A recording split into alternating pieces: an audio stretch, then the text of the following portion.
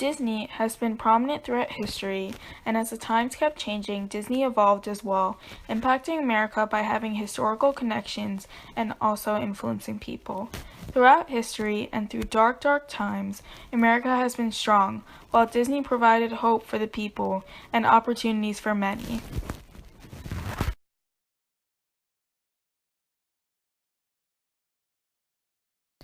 While Mickey Mouse became very popular during the Great Depression, U.S. citizens gained optimism and hope for the world around them.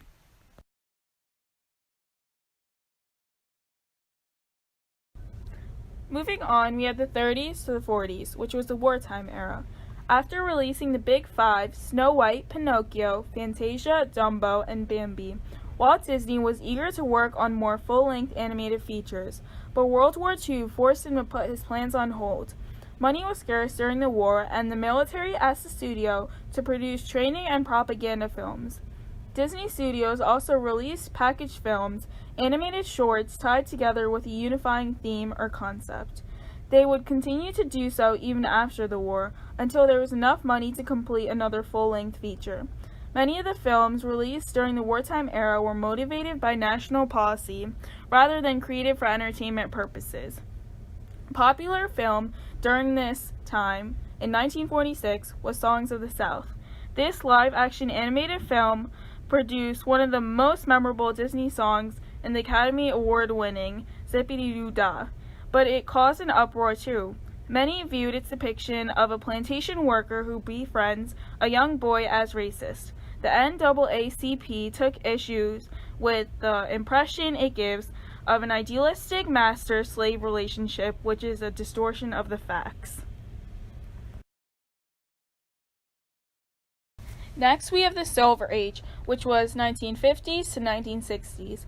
Full-length animated features made a triumphant return in the 1950s, utilizing retellings of well-known fairy tales or stories that centered around the lives of animals. Many of the movies of this time were made using an artistic, painterly look, giving many scenes a magical quality.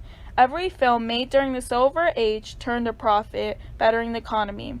The era lasted until the time of Walt's death and ended with the release of The Jungle Book. A popular film released in 1950 was Cinderella. This movie was made post-World War II and society was beginning to change. People were very happy and rejoicing for the end of the war. Women's roles were changing in that they were first told to take on factory jobs, but now were told to resume their roles in the house. There was a new ideal of how a typical person or family should be. The entire movie can be read as a parable of post-war consumerism, with Dior as the fairy godmother. The Axis powers of wicked stepmother and ugly stepsisters are vanquished and humiliated. Underemployed farm animals benefit from a sudden job boom, and Victory Garden pumpkins become slick new rides. What better metaphor for this fragile peace and prosperity than a glass slipper, huh? During this time, the first Disneyland opened in July 17, 1955, in Anaheim, California. Moving on, we have the Bronze Age, from the 70s to the 80s.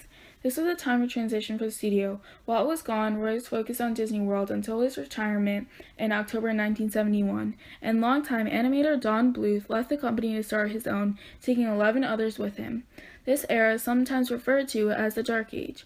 While it's true that there were not as many critically acclaimed or financially successful films made as in previous eras, the only true failure was The Black Cauldron, which cost $44 million to make and earned just about $21 million.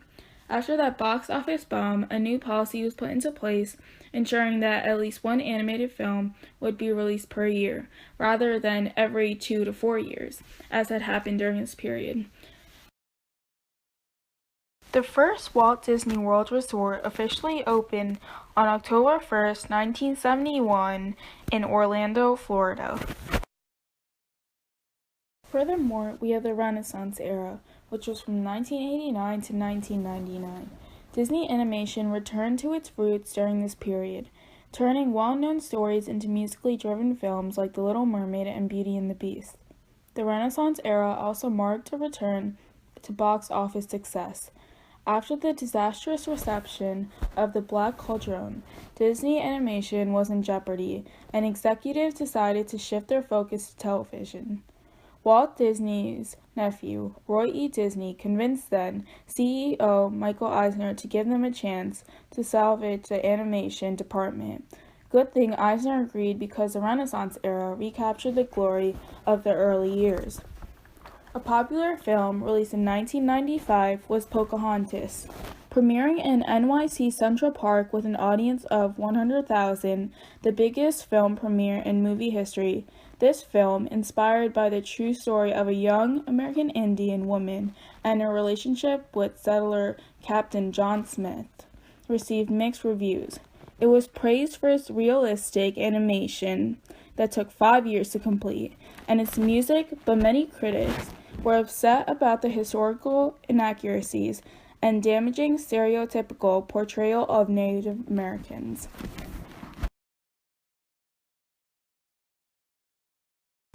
Next, we have the post-Renaissance, which was from 2000 to 2008, also known as Disney's second dark age. This time period is tarnished by box office bombs like Atlantis, The Lost Empire, Brother Bear, Home on the Range, and Chicken Little.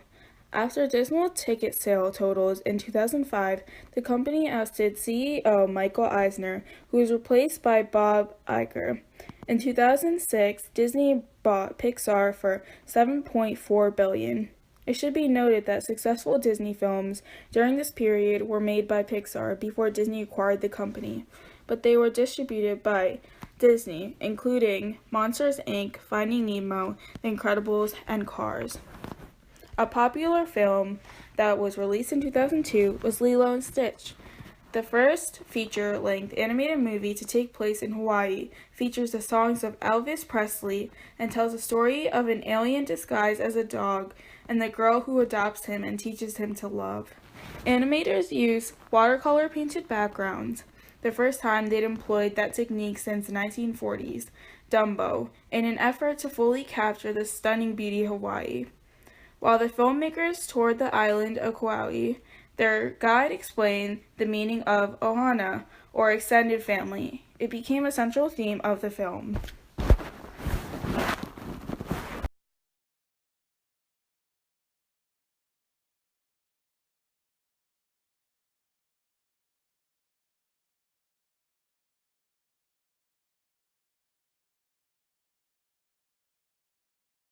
Next, we have the revival era, which was from 2009 to present day today.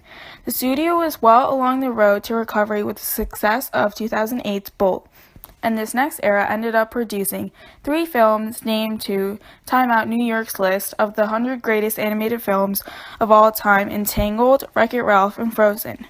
The Princess and the Frog re-established the formula the studio had been using so successfully for so long, an animated musical fairy tale. But because it didn't perform as well as the studio had hoped, they changed their marketing plans for the next 2 films in an attempt to make them appeal to boys as well as girls. Rapunzel was retitled Tangled, and the Snow Queen became Frozen. Relating to that, Frozen was released in 2013.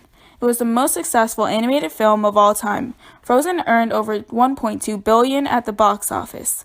The story of Princess Anna setting out to find her sister, Queen Elsa, who fled after her icy powers had accidentally trapped the kingdom, was inspired by Hans Christian Andersen's story, The Snow Queen. Frozen was so popular that tourism to Norway, where the film is set, saw a dramatic upswing. The names Elsa and Anna also got a boost, according to BabyCenter.com, with Elsa rising to 34% on the list of baby names from 2013 to 2014. Another film was Moana, which was released in 2016. For this adventure about the headstrong daughter of a chief who, in an effort to save her island, devised his wish for her stay away from the ocean. Directors Ron Clement and John Musker wanted to cast only those with Pacific Island roots. All in all, there is no doubt that there are many positive effects these films have on children today. With equality, Disney has made efforts to make sure the heroes are both male and female, if not predominantly female. Females in Tangled and Beauty and the Beast give a good interpretation of female empowerment to young girls. Environmental awareness. And WALL-E, the world around WALL-E the robot, shows the importance of helping the environment. The message at the end of the film gears children towards environmental awareness, planting trees, and the risks of overconsumption as a person and as a society. Being yourself. Many Disney movies such as Aladdin and The Lion King show children both the importance of being yourself and living up to your responsibilities, as well as knowing that people like you for who you are, not who you pretend to be. Last of all, surprise. Happy endings. While not always the case in life, Disney movies encourage children to believe and hope. Belief in happy endings and that people will do the right thing is important to child morality to preserve innocence and naivety. Thank you for watching.